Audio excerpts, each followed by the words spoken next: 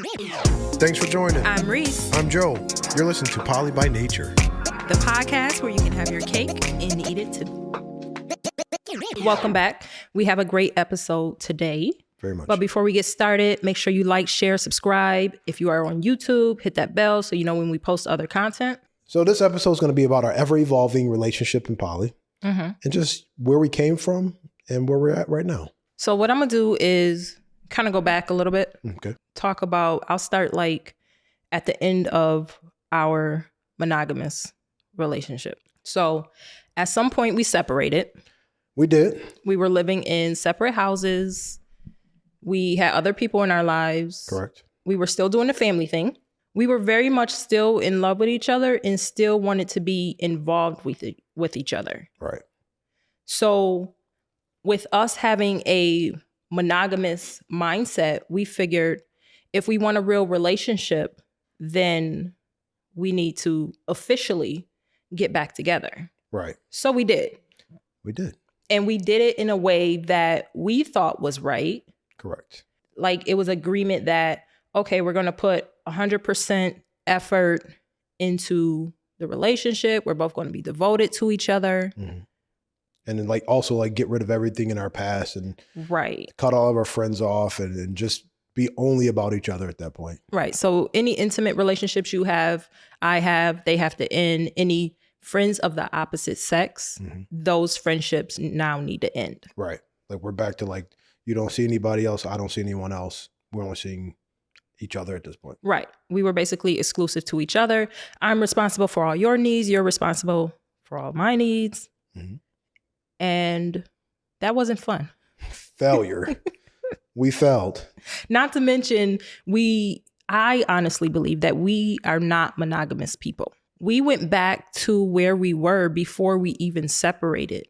Yeah. It was like all the time that we built to kind of have that separation and learn about ourselves. Mm-hmm. It just kind of went right out the window. And we went right back to where we were at in the beginning of our monogamous relationship and those struggles that we were dealing with. Right. And those struggles were us not knowing how to connect, not knowing anything about love languages, and not knowing how to communicate respectfully and effectively. Definitely not. And just not even being able to say, this makes me happy anymore. Like to actually take that away and just all right, happiness isn't necessarily the goal right now. The goal is just to be together. Mm-hmm.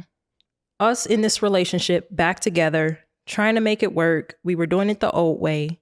But both of us were realizing that we weren't in a situation where we were truly happy and we were yearning for things outside of what the two of us could offer each other. So it kind of made us have this feeling of what did we do? Did we make the wrong move? Or did we actually just not actually, did we really love each other? You're hearing you saying, okay, we're together and I'm supposed to be happy, but I'm not happy. And do I love her? Am I doing something wrong? Or does she love me? Does she not see I'm unhappy right now? Or did I not see that you were unhappy in that situation? We tried to get to the root of the problem and we weren't connecting well. And with us not connecting well, we had issues with consistency, with intimacy and sex. Yeah. So, which are two different things. That's why I mentioned both of them. It's two different things. So I feel like our first phase of opening up our relationship started there, where I'm like, okay, you need more sex. Go have more sex. Right. I don't care. I'm fine with it. Yeah. However, I'm like, I don't want to know about it. Mm-hmm. I don't want to hear about it. Right. And do not let it interfere with our relationship. Right. Don't put you out there or embarrass you at any point in time. Right.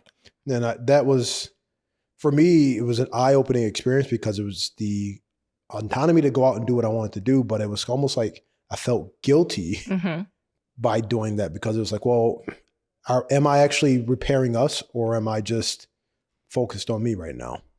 Things changed a little bit after that. Okay. So we spent some time with you just trying to do what you're doing on the side and just kind of keep it private. Right. So you kind of switched things up a little bit and mentioned that you wanted an actual connection with someone. Past the superficial of just sex and past the superficial of just the physical parts of it. Right. The want to actually build a relationship with someone outside of our relationship. Yeah, because that one night stand feel to things, or that like, hey, we shouldn't have a connection, isn't easy for me to connect with someone and still be physical with them, because I want to talk. I want to have that new relationship energy. And I really just want to invest and see what people are. I just don't want to be in bed with someone who I don't actually know. Now I felt like at this point, I actually considered us an open relationship. Mm-hmm. And that's where I started digging and doing some research and trying to figure out, okay, how do open relationships actually work? Right. Like, can they actually work? And that's when I found polyamory. Okay. And I'm like, okay, we can be polyamorous. Like the light bulb went off one time and you're like, I know what we are now. We have a title. We're poly. And it made sense. Yeah. And it's like, okay, this actually works. People actually do this. It's respectful. You don't have to hide it, and it's nothing negative. Right. So I'm like, okay, cool. Here, this is what we are. And then you're like, oh, I can have a girlfriend. Wait, I could have a triad. Right. That blew my mind. It was the idea that everything I've been looking for when it came to just connections didn't have to be secretive. Mm-hmm. I could tell people who I work with or people that I know personally, like, this is an idea and a goal that we have in place. And I was able to then say, okay, I can make someone mine. Like, I can have multiple people and say, okay, hey, we're connected at some sort on a deeper level than just physical. We're actually connecting a level, we're growing to something as a goal. So that was big for me. That was good to hear. I think that at this point, even though we were evolving, we were trying to figure out what worked for us. I feel like my needs were still on the back burner. Okay. I was doing what I felt I needed to do to keep the relationship up. And the focus was mostly on you being happy and you being fulfilled. And I don't think that my needs or me being happy were that important to me. Gotcha. At that time. So it's like, okay, this is what you need. This is what you want. I support you. I love you. I want to be with you. This is what we're going to do then. Right. So yeah, Joey wanted a triad. And I still do.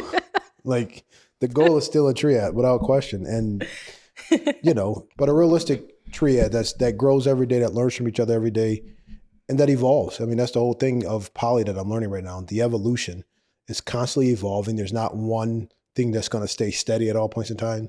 I think feelings and ideas change consistently. Yeah. So this is like our third phase, from 1 being you just having sex, to 2 being you just having another person, another connection or girlfriend, to 3, now you want me to actually have a friendship and be able to be around this person. Right. Look at them, hopefully in the regards that I see them, and kind of have that feeling of like, hey, this is somebody important to him, so they're important to me kind of feel. So we went through that phase. Mm-hmm. You found someone. Mm-hmm. We met, mm-hmm. all 3 of us. Correct. And I was like, yeah, this ain't it. Right. Like, I was like, okay, this is not what I thought it was supposed to be. Like, I thought I was going to come home. Here she is. And you're going to be like, oh my God, welcome to the house. And then you guys become this warm embrace. I'm like, we're perfect now. And so that was tough, because just that introduction took the moment and said, okay, I did something wrong. Mm-hmm. I picked the wrong person. Reese isn't comfortable. I failed. Yeah. And it's like in the first breath, I felt. And it was just that I had nothing in common with this person. Mm-hmm. So, and no, I'm not bisexual, or there was no physical expectation there, but there is the expectation that we're going to have some type of friendship, right, or connection there. And that just never happened. So the idea of a triad turned into basically a V, right, very quickly, where it's just you and you have someone over here and you have someone over there. Do you feel like you gave that opportunity a real shot? Or let me ask you that question again. Do you feel like the person you are now would have taken that opportunity and looked at it maybe slightly differently? Absolutely not. I still look at that situation and say, yeah, that's not me. And I seen so many red flags there that, yeah, I just slowly did the Homer Simpson back away into the bushes. Look, here's the thing. So in new relationship energy, a lot of times things are masked and you may not see certain things. Mm-hmm. So when I walk into situations, I don't, I come in full hearted and say, okay, I'm open, right? Yeah, so, by you not being in that same space, you didn't see what I see and I didn't see what you were seeing. So mm-hmm. we had that difference of like, well, what am I missing? And you're saying to the same thing, well, what am I missing, right? We had these ideas that we were both right about the situation and maybe not even not wrong about it, but just like, I'm not bending on this one. Mm-hmm. And so it came to that point where it was definitely from my idea of being this triangle or close to this V that is almost like a straight line. Like I'm in the middle and I'm running back and forth because I didn't know that the connection wasn't there because I didn't understand why the connection would be there. I was thinking, if I like you and I like you and you guys both like me, then we're off common ground. Mm-hmm. But that's not necessarily always the case. No. So we didn't become friends, and you moved forward with your relationship with her anyways. And it lasted a time and then it eventually fizzled out. Yeah, it's tough trying to be in a V, first and foremost, because there's definitely at that point now you're truly dating two people separately with not much communication in between. So you're trying to juggle schedule, you're trying to juggle expectations. You're just trying to juggle everyday life, but not be in a way where you're feeling like, okay, I didn't give enough time over here, or I didn't spend enough opportunity over here. Or did we do dinner? Did we go on a date? And it was just getting to a point where I said, no, this can't be normal. This can't be right. This isn't, everyone that I've seen in the V looks relaxed and calm. And I'm like, I like a V. It depends. Where you just have something here and you have something there. It's not as easy as it sounds though. When you're like doing it behind the scenes and it's just sex and the other party understands, hey, it's just sex. The expectation is different. But in the V, it's legitimately like we're dating. So there's the opportunity where you say, well, how much time are you going to spend over there?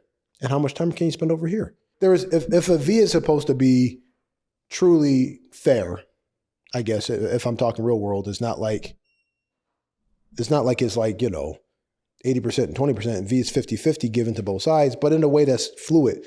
In that first opportunity, it wasn't fluid. It was forced. Right. Plain and simple. You found someone else after that. Right. Because I don't like being alone. Like it was like not too long after. Yeah. Which she was all right. She was cool. We hung out. Right. And she was poly by the idea, but not poly by it in real life. I don't even think that. Okay. I don't even think that. She accepted you and me. Right. That's what I said. She was cool. But I think you guys had your issues and it just kind of didn't work out. Again, new relationship energy. I get blinded by the lights relatively easy. Like I'm a sucker when it comes to situations that's like, yeah, I love the idea of somebody loving me or being infatuated by me. I love the idea of being infatuated with someone else. It drives you to that point of like, yeah, you can look past a lot of stuff.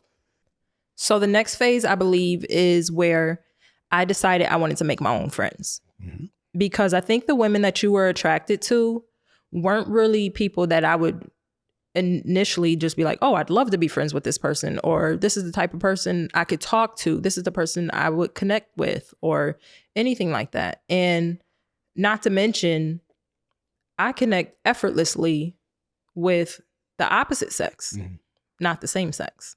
Right. So like bringing another woman there and having that connection is more like, okay, well, what do you want this connection to go at some point? And in my world, I'm like, well, I thought when I looked up poly in the beginning, it was the idea that we were all going to be together and we're all going to be connected as partners in all facets. And then just trying to realize that like, oh, wait a minute, that's not the case. I also saw that these women weren't poly. Right. And they were kind of just into it for dating you. And I just came along with that. Right. Now, when we're talking about friends, we're talking about the opposite sex, but there was a time when you were like, okay, well, maybe I'll try finding female friends or companions as well. Right. Because I didn't even think that male friends was an option for me. Right. I was even looking for female friends because I felt that that would be even more acceptable to you. Like you would accept it more if I just had female friends and not male friends. And I was fine with that because I was still in the idea of a triad. And so with that, it's like, okay, well, you're picking the friend now. So no matter what. Yeah, you thought I was looking for somebody to bring in. Yeah, I really wasn't. Right. No, I know. Because when you first start telling me who they were, you're like, I'm like attractive. I'm like, or interested, or like, you're not even super like on that level. And I'm like, oh, well, what are we wasting our time for? Yeah, no, I was legit looking for friends. And I realized that polyamory isn't just for men. It isn't something that's out there just to benefit men. It's not just about intimate or sexual relationships. Mm-hmm. And I'm like, okay, I can have male friends and it's perfectly okay. Right. You know, I can go out to lunch or I could go hang out and the world isn't going to end. And when that started happening, I felt like myself, basically. Like I didn't have to hide anything. Nothing I was doing felt wrong at that point. No, it was definitely an adjustment period in the beginning for me, just because trust has always been an issue with me, and just saying, okay, like, who is this? What is this? And why is this? It was more of like trying to figure out situations of like, okay, why do you need to have this? And once, why did this need to happen? But over time, just kind of understanding like, okay, hey, if I really love new relationship energy and I really love the idea of being able to have friends that are just strictly friends in my world, I was like, well, I get it. Why would I say no to the idea of friendships? Yeah. And why would I try to like, be that guy? Yeah. At that point, I was all in for being polyamorous. That was my no turning back moment. Because I actually got to participate. Right. You're not just a sideline calling when you're actually in the game with the rest of us. You were playing the real game. Exactly. Coach put me in. Coach put you in. I really felt like I just had an opportunity to be myself. My best friend is a male. So me being able to have male friends was like liberating. It was a game changer. Things changed slightly. We were both going out and making plans and enjoying life. Mm-hmm. And I could let go of, it almost felt like a shame that I was heterosexual and into men and not into women. Right, because the poly was supposed to be, she poly, so she's definitely bisexual. Or that I'm just looking to have a woman in the house or a woman around for you. Right. Do you see the benefits of a triad? Do I see the benefits of a triad? Like as in like why as a man I would want a triad. Do you see the benefits of a triad? Do I see the in our world? Like do you see the idea of like how a triad could work with It would us? make you happy. Right. But what do you mean the benefits? Like all the things that it brings. Such as? Companionship and friendship. Maybe financial gain from everybody being on the same page. Goal oriented when it comes to just saying each of us keeping each other accountable. And just the idea of having, the idea that we could have a mutual best friend. I guess I've never thought about that way. I guess I can see that. Companionship. So next, we moved into our next phase, which was me with the idea that if I have a friend or a connection that organically evolves into more than just a friend, that I have the option to move forward with that into something intimate or sexual. Yeah. And that one's tough still to this moment. Yeah, we've fallen out umpteen times over this topic. Big time. And it's because it was this idea and we have this big saying of we don't possess each other and that we are not each other's owners, but we're trying to go into this level of that. But it's the idea of someone being intimate with you has always just been kind of like a weird spot for me because I've always felt like your protector and I've always felt like the one that was the reason, if you ever need anything that I can do those things past the level of somebody else can. And so that idea has always been a little bit tough for me. I thought about today, like we were thinking about intimacy and I was like, okay, hey, we haven't been close this weekend and I wanted to get close. And so you had grabbed a shower and I know how you like to have your back washed. And I said, let me go jump in the shower with you and wash your back. That level of intimacy makes me think, man, I don't want somebody else to do this. Like, I don't want somebody to have access to this intimacy on this level. And there comes that question of where the line is and what's allowed and what's not allowed. Allowed. Right. Because here's the thing. That's the thing, right? Like, I find joy being the person who washes your back. That's fine. Right? That could be all you. Yeah, but don't say it in a way that you're playing me though. That's I'm what not playing you. No, but that's what I don't want it to come across as. Like it's a level of intimacy in there that like I respect. But that I never want to share, I guess, in some points. And it's not even about the sex part, because the sex isn't the part that I guess I'm concerned with. It's the connections on a deeper levels that you need to have every day, that I need every day to kind of require myself to be in love with you. And when we don't have those connections, even if we don't have those connections on the level, we may fall a little bit, but I know that like we can come back home. But if you get those intimacy levels connected somewhere else, if we're having a bad week, and all of a sudden it's like, well, are you going to come back home?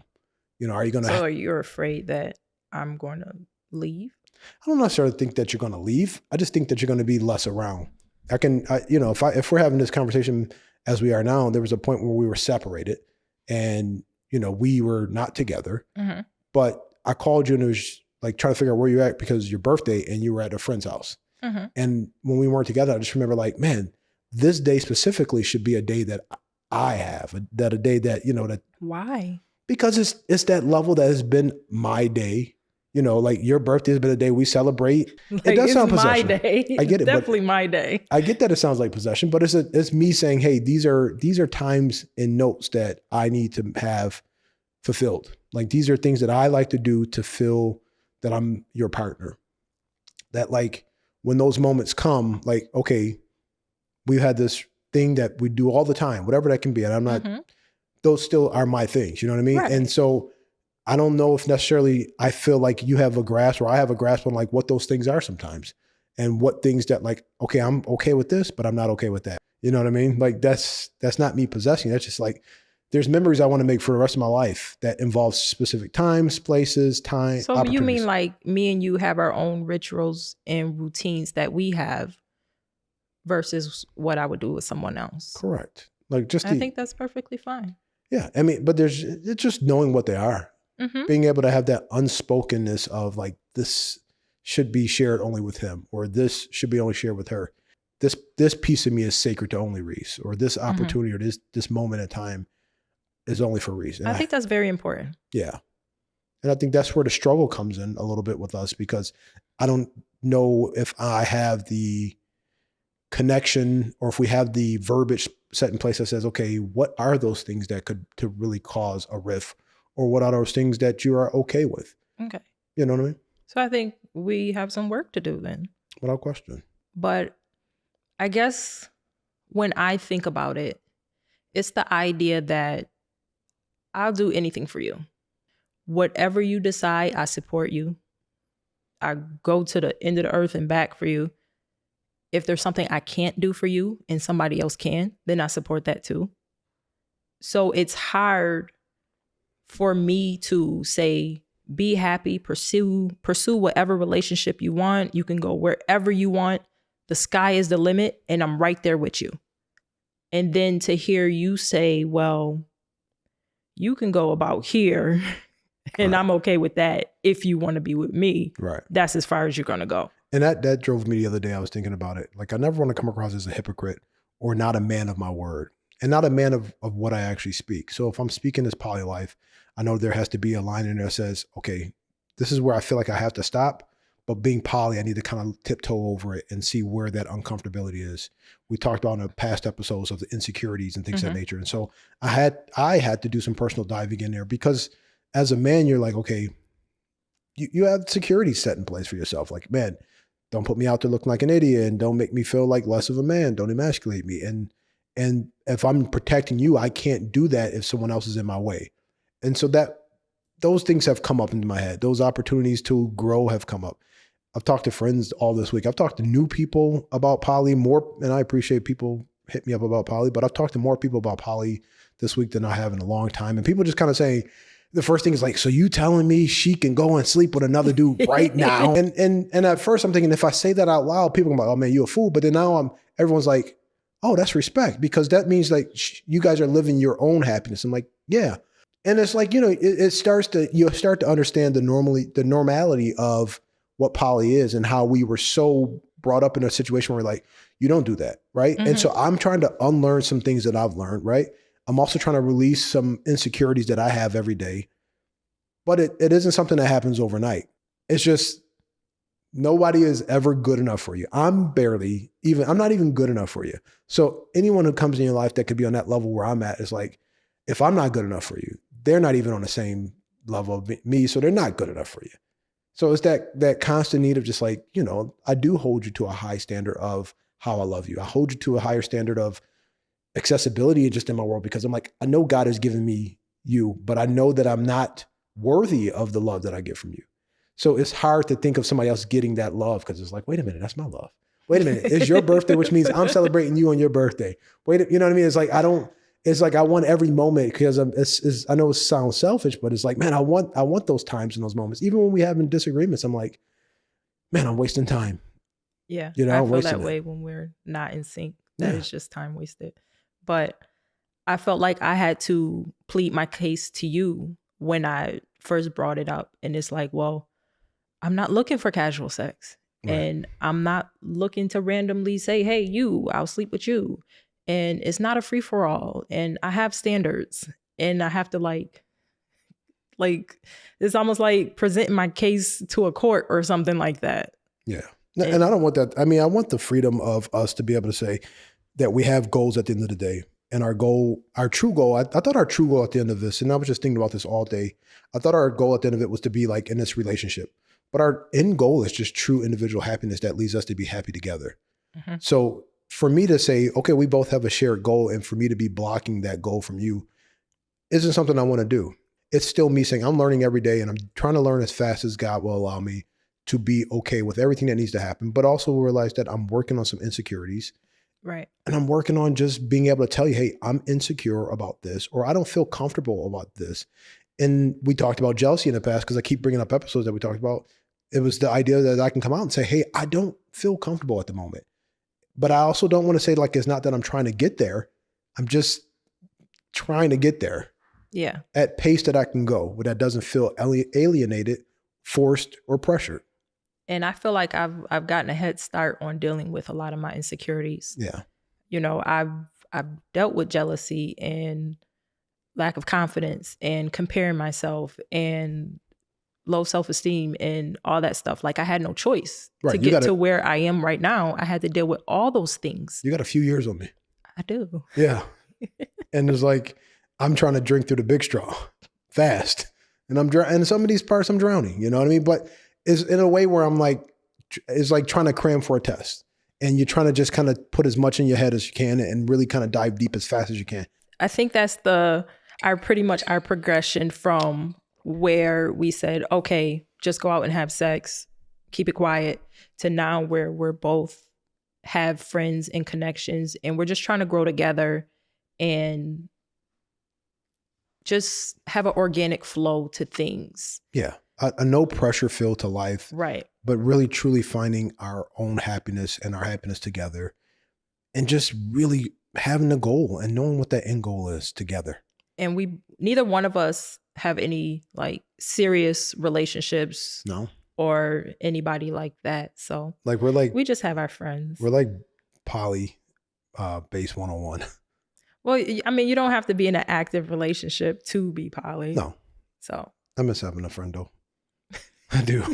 I feel like if I had a friend. You mean a relationship? I would. All right, a relationship. I miss having a relationship right now, just based on like what I'm going through. I feel like I need to like talk to somebody about this, mm-hmm. And I have friends that I can talk to, but I don't have a poly friend that I'm, deeply into or I'm talking to, or just somebody like that I'm like, okay, hey, talk me out of this idea that I'm being hypocritical at this point. And so like when you're talking to monogamous friends, they're like, oh no, I get why you're feeling a certain way. Right. I'm like, okay, I know you are, but I need you to think in a poly world. And so like, right. I yearn for a poly connections that just kind of are like, I've been there, I've done that. And so a lot of times that poly connection is you.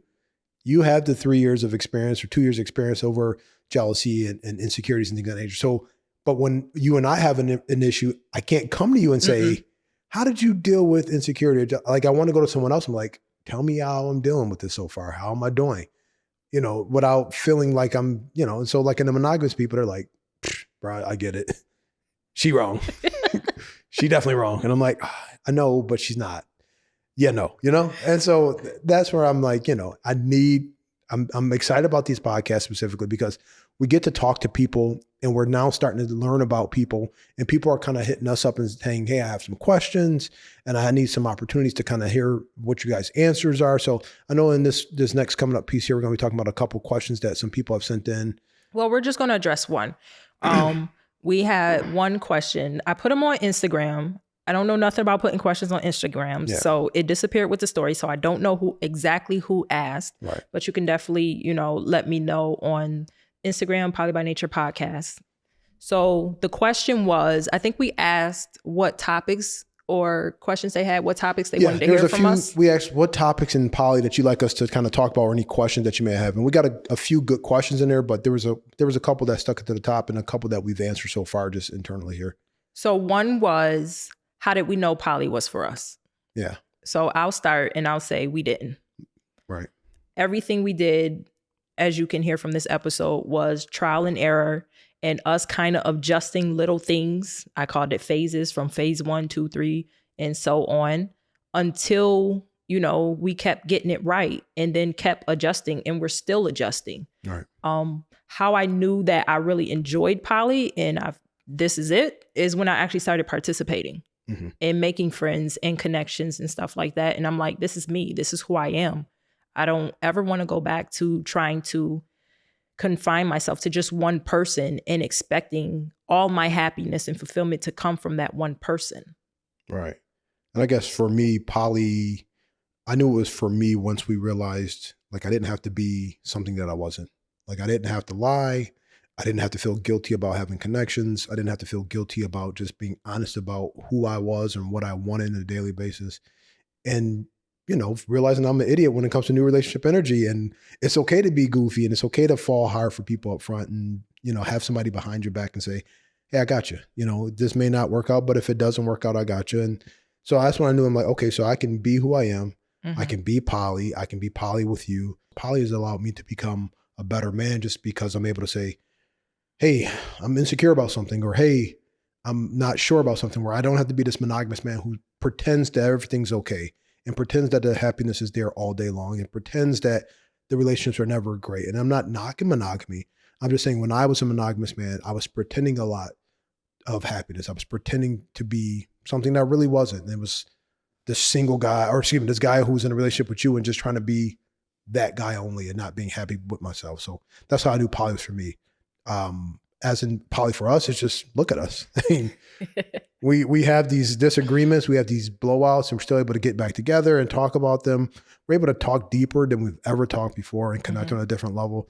It's like the excitement is there when you get to a point where you're saying, aha, right? Like the aha moment clicks for us a lot more often. We dive into situations deeper. So even if we took the word poly away, if whatever it is that it is right now, we're able just to kind of say, I got it, right? And so poly is that for us. It's just becoming that motion of connection to us. We're together.